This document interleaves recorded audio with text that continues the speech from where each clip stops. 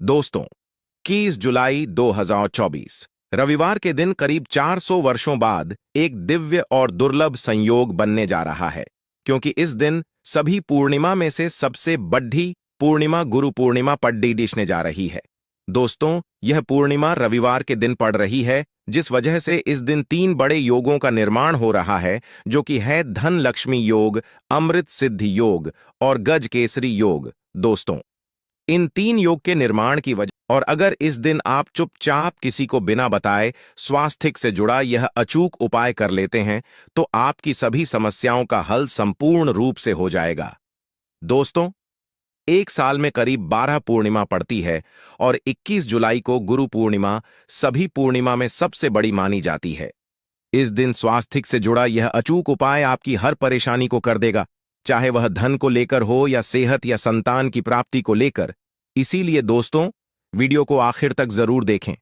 और दोस्तों, अगर आप भी अपने जीवन में भगवान श्री हरि विष्णु की कृपा पाना चाहते हैं, तो इस वीडियो को लाइक करके कमेंट में जय श्री हरि जय माम लक्ष्मी लिखना ना भूले। दोस्तों, पूर्णिमा का दिन श्री हरि विष्णु को समर्पित है। इस दिन जगत के पालनहार श्री हरि विष्णु अपनी 4 महीने की योग्य निद्रा से जागते हैं। इसके बाद से ही सभी मांगलिक काम आरंभ हो जाते हैं। इसके अलावा पूर्णिमा भगवान विष्णु को प्रसन्न करने के लिए भी बेहद उत्तम मानी जाती है। इस दिन भगवान विष्णु को प्रसन्न करने के लिए कुछ लोग व्रत रखते हैं और पूजा करते हैं। इस दिन सच्ची श्रद्धा और भक्तिभाव से भगवान विष्णु की पूजा करने से सभी मनोकामना पूर्ण होती है। दोस्तों, स्वास्थ्य अत्यंत प्राचीन काल भारतीय संस्कृति में कल्या का चिन्ह समझा जाता रहा है। इसीलिए कि किसी भी शुभ काम को करने से पहले स्वास्थ्य चिन्ह अंकित करके उसका पूजन किया जाता है। मान्यता है कि ऐसा करने से कामों में सफलता मिलती है, क्योंकि स्वास्थ्य के चिन्ह को शुभता का चिन्ह समझा जाता है। इस तरह स्वास्थ्य का अर्थ अच्छा या मंगल करने वाला ऐसा बताया गया है, मेन वर्णित है। स्वस्थिक सर्वदा रुद्र, अर्थात सभी दिशाओं में सबका कल्याण हो। इस तरह स्वास्थ्य एक शब्द से किसी व्यक्ति या जाति विशेष का नहीं, परंतु संपूर्ण विश्व के कल्याण या वासुदेव की भावना निहित है। किसी भी शुभ काम को करने से पहले गणेश जी का नाम लेते हैं और हिंदू धर्म में स्वास्थ्य को गणेश जी का भी प्रतीक समझा जाता है। वैसे तो किसी भी शुभ काम को पहले स्वास्तिक बनाकर ही थाली में रखते हैं और पूजा करते हैं, क्योंकि ऐसा करने से में खुशियां बढ़ती हैं। स्वास्तिक में 4 तरह की रेखाएं होती हैं और इनका आकार भी एक समान ही होता है। रावेद की भाषा में स्वास्तिक को सूर्य का प्रतीक समझा गया है और उसकी 4 भुजाओं को उपमा दी गई है। पौराणिक मान्यता है कि 4 दिशाओं यानी पूर्व पश्चिम उत्तर दक्षिण की ओर यह 4 भुजाएं इशारा करती हैं और हिंदू धर्म में इनको 4 वेदों से जोड़कर भी कहा जाता है, यानी ऋग्वेद, यजुर्वेद, अथर्ववेद और सामवेद। स्वास्तिक की 4 रेखा सृष्टि से रचनाकार भगवान ब्रह्मा के 4 सिरों को दर्शाती हैं और 4 पुरुषार्थ यानी 4 आश्रम, 4 लोग, 4 देवों यानी ब्रह्मा, विष्णु, महेश और गणेश की तुलना भी की गई है। इसके मध्य में जो बिंदु है भगवान विष्णु की नाभि मानी जाती है, जिसमें से भगवान ब्रह्मा प्रकट होते हैं और स्वास्तिक की 4 रेखाएं एक घड़ी की में चलती हैं, जो संसार की सही दिशा में चलने का चिन्ह है। यह है दिन घर के मुख्य द्वार पर शुभ मंगल चिन्ह स्वास्तिक स्वरूप बनाएं। आप चावल और कुमकुम की सहायता से बना सकते हैं, चावल और हल्दी के घोल से बना सकते हैं, या फिर कुमकुम यानी सिंदूर और घी, सिंदूर और तेल मिलाकर के भी बना सकते हैं। ऐसा करने से वास्तु दोष दूर हो जाता है। इससे मनोकामना हो की पूर्ति हो जाती, घर से क्लेश कलह बेचैनी दूर हो जाती है, तंत्र मंत्र क्रिया से भी रक्षा होती है। इसे शुभ काम के पहले अंकित किया जाता है, क्योंकि स्वास्थ्य को मान सम्मान, सफलता और उन्नति का प्रतीक समझा जाता है। स्वास्थ्य हर दिशा से देखने पर एक ही सम्मान लगता है। आपने उल्टा स्वास्थ्य की देखा होगा, परंतु उल्टा स्वास्थ्य के उपाय अलग होते हैं और सीधे स्वास्थ्य के उपाय अलग होते हैं। अगर जीवन बहुत परेशानियां हो तो एकादशी के दिन तांबे या चांदी का स्वास्थ्य प्राण प्रतिष्ठा करवाकर घर की चौखट पर लगवा दो। बाजार से अलग अलग साइज के मिल जाते हैं, उसे लाकर पूजा घर में रखकर पूजा करें। इससे घर में लक्ष्मी का वास हो जाता है। लक्ष्मी प्राप्ति हेतु चांदी का स्वास्तिक नवरात्रों में भी लगाया जाता है। परंतु सबसे अच्छा है कि सिंदूर और घी या तेल मिलाकर के यह या फिर चावल और हल्दी के घोल से बना दे के मुख्य द्वार पर स्वास्तिक बनाते हैं तो ज्यादा बड़ा मत बनाइए। 9 अंगुल से बड़ा बिल्कुल नहीं होना चाहिए। 3-4 अंगुल का बना यह उत्तम होगा। अगर आपके घर के सामने पेड़ या खंभा है तो वास्तु दोष उत्पन्न होता। ऐसे में वास्तु दोष के प्रभाव को स्वास्तिक रोकता है। स्वास्तिक का चिन्ह देवता को प्रसन्न करने के लिए खासकर बनाया जाता है। एकादशी तिथि पर आप थाली में या चौकी पर स्वास्तिक बनाकर उस पर मूर्ति करते हैं तो देवता प्रसन्न हो जाते हैं। आप चाहे तो घर के मंदिर में इष्ट देवता के पास स्वास्तिक का चिन्ह रख सकते हैं। तो दोस्तों, स्वास्तिक के कौन कौन से उपाय घर में लाते हैं, धन प्राप्ति कराते हैं, जानते हैं इस वीडियो में। परंतु दोस्तों, उससे पहले आपसे रिक्वेस्ट करते कि वीडियो को लाइक जरूर करिएगा, दोस्तों को शेयर कर दीजिएगा, और अगर अभी तक आपने चैनल को सब्सक्राइब नहीं किया है तो चैनल को सब्सक्राइब करके बेल जरूर दबाइए। दोस्तों, इस एकादशी पर मुख्य द्वार की दहलीज के दोनों तरफ स्वास्तिक का चिन्ह बनाकर उसकी पूजा करें। स्वास्तिक पर चावल की ढेरी बनाएं और एक एक सुपारी रख दें तो ऐसा करने से अपार धन की प्राप्ति होती है, कामों में सफलता मिलती है। इस एकादशी के दिन नहाने के पानी में तुलसी का पत्ता या बेलपत्र डालकर नहाई। यह स्नान के जल में जब आप बेलपत्र डाल देते हैं तो सभी तीर्थ स्थानों में स्नान करने सम्मान पुण्य फल आपको हासिल हो जाते हैं। आप चाहे तो मैं कुशा घास भी डालकर नहा सकते हैं। एकादशी पर भगवान श्री हरि विष्णु जी के साथ ही माहौल लक्ष्मी और भगवान शिवा की पूजा करें। इस दिन इनके संयुक्त पूजन से आपके जीवन की सारी परेशानियां समाप्त हो जाती हैं। इस दिन आप अपने घर के पूजा स्थान पर एक में कुमकुम से स्वास्तिक बना ले। स्वास्तिक के ऊपर थोड़े से अक्षत और एक सुपारी रख दे। इसे 21 दिन तक वही रहने दे। बाद में सुपारी को उठाकर की मूर्ति के पास रख दे। 2 दिन तक यह बने रहने से आपके जीवन में कभी धन की कभी कमी नहीं होती। इस एकादशी पर आप यह उपाय कर लेंगे तो लंबे समय तक यह आपको लाभ देता रहेगा। पितरों की कृपा पाने के लिए भी स्वास्तिक काम आता है। इसके लिए स्वास्तिक का चिन्ह घर के मुख्य द्वार के गोबर से बनाना चाहिए। इससे घर की सुख शांति बनी रहती है, पितरों की कृपा बरसती है।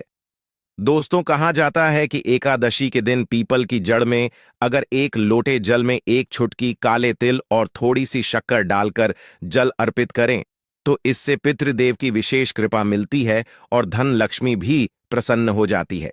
धन दौलत सुख समृद्धि यश मान सम्मान में वृद्धि होती चली जाती है। अगर आपकी कोई विशेष मनोकामना है, उस मनोकामना की पूर्ति के लिए आप एक विशेष उपाय कर सकते हैं। दोस्तों, कई बार लंबे समय तक हम किसी मनोकामना को लेकर चलते हैं, अनेक प्रयासों बाद भी पूर्ण नहीं हो पाती। ऐसे में एकादशी के दिन आप आसपास के किसी भी मंदिर में जाकर मंदिर की दीवार पर सिंदूर से उल्टा स्वास्तिक बना दें। मनोकामना पूर्ति की प्रार्थना भगवान से करें, जरूर पूर्ण हो जाएगी। और जब आपकी मन्नत पूरी हो जाए तब जाकर वहीं पर सीधा स्वास्तिक बना दें और भगवान को धन्यवाद दें। इस एकादशी पर भगवान श्री हरि की पूजा करेंगे तो उन्हें 2 हल्दी की गांठें जरूर अर्पित की और बाद में हल्दी की गांठ को पीले कपड़े में लपेटकर तिजोरी में रख दें। आपने पहले भी हल्दी की गांठें रखी हो है तो उसको ही पूजक वापस रख दे। दोस्तों, एकादशी पर विष्णु जी की पूजा में उन्हें केसर कमल का पुष्प के लिए गेंदे का फूल अर्पित करें। जिस थाल को आप गन्ने से बजाएंगे उस थाल में भी सिंदूर से एक स्वास्तिक का चिन्ह जरूर बना लें। उस स्वास्तिक के दोनों तरफ 2 खड़ी रेखाएं भी बनाएं। फिर उस थाली को हुए प्रभु को जगाए मंगलाचार कीजिए। यह स्वास्तिक का चिन्ह आपके जीवन की सारी परेशानी को दूर करेगा, जीवन में खुशी। इस एकादशी के दिन विशेष मंत्र का जाप जरूर करें। आप मंत्र का जाप कर सकते हैं या फिर विष्णु जी के महामंत्र ओम नमो भगवते वासुदेवाय का, इसमें से किसी भी एक मंत्र का जाप कर सकते हैं। जो भी मंत्र आसान लगे उसका जाप कर ले। इस एकादशी के दिन अपनी मनोकामना की पूर्ति के लिए यह उपाय कर सकते हैं। आप तुलसी में जब जल अर्पित करेंगे तब 1 लोटे में जल लेकर कर उसमें छुटकी हल्दी, 2-4 बूंदे दूध, थोड़ी सी मिश्री और 1 छुटकी अक्षर डालकर ही अर्पित करें और शाम के समय तुलसी के समक्ष घी का दीपक जलाए। इस दीपक में एक सिक्का रख दें और बाद में इस सिक्के को उठाकर संभाल के रखें। तुलसी को विष्णु प्रिय भी कहते हैं, इसलिए देवता जब जागते हैं तो सबसे पहले प्रार्थना तुलसी की सुनते हैं। वैसे यह सिक्का रोज के दीपक में भी आप डालकर दीपक जला सकते हैं। ऐसा करने से ऐसा का सिद्ध हो जाएगा। फिर जब भी महत्वपूर्ण काम से आप घर से बाहर हैं तो इस सिक्के को साथ में रखकर निकले। आपको काम में सिद्ध जरूर हासिल मिलेगी। इस दिन दीपक का उपाय जरूर ही करें। एक दीपक घर के मुख्य द्वार पर अंदर की तरफ से या फिर पास के किसी मंदिर में एक दीपक, तुलसी के नीचे एक दीपक अपने घर के पूजा स्थान पर इस दिन जरूर जलाए। पूजा के बाद आरती जरूर करें। आरती की थाल में कुमकुम से स्वास्तिक बनाकर उस पर फूलों की पंखुड़ी और थोड़े अक्षत रखकर फिर दीपक जलाकर प्रभु की आरती करें। सर्वोत्तम होगा। परंतु याद रखें कि भगवान श्री हरि विष्णु को अक्षत अर्पित नहीं किए जाते, मां लक्ष्मी को अर्पित किए जाते हैं। अगर विष्णु जी को अर्पित करना चाहते हैं तो हल्दी से रंगा कर्रर ही पी लें। अक्षत अर्पित करें तो दोस्तों विधि विधान से इस दिन पूजा आराधना करें। स्वास्तिक के उपाय जरूर करें और विष्णु जी के साथ ही शिवाजी और माता लक्ष्मी की असीम कृपा पा को सुंदर बनाए। दोस्तों, भगवान विष्णु की कृपा के लिए इस एकादशी के दिन स्नान करते समय पानी में एक चुटकी हल्दी डाल लें। इसके बाद स्नान करें और पीले रंग के वस्त्र धारण करके भगवान विष्णु की विधि विधान से साधना करें। इस एकादशी के दिन श्री हारिका सबसे पहले गाय के दूध से और फिर शंख में गंगा जल भरकर स्नान कराए। इसके बाद उन्हें पीले रंग के वस्त्र अर्पित कर मानता कि इस एकादशी के दिन ऐसा करने से भगवान विष्णु का विशेष आशीर्वाद हासिल होता है। इस एकादशी के दिन भगवान विष्णु की पूजा करते समय उन्हें केसर अथवा पीले चंदन या हल्दी का तिलक लगाए। साथ ही साथ भगवान विष्णु के प्रिय पीले रंग के फूल और पीले फल चढ़ाए। मान्यता है कि इस उपाय को करने से भगवान विष्णु शीघ्र ही प्रसन्न होकर भक्तों को मनचाहा आशीर्वाद देते हैं। आपके नजदीक भगवान विष्णु का मरना हो तो आप भगवान विष्णु के अवतार भगवान श्री कृष्ण की मूर्ति की भी पूजा करके इस एकादशी का पुण्य फल हासिल करें।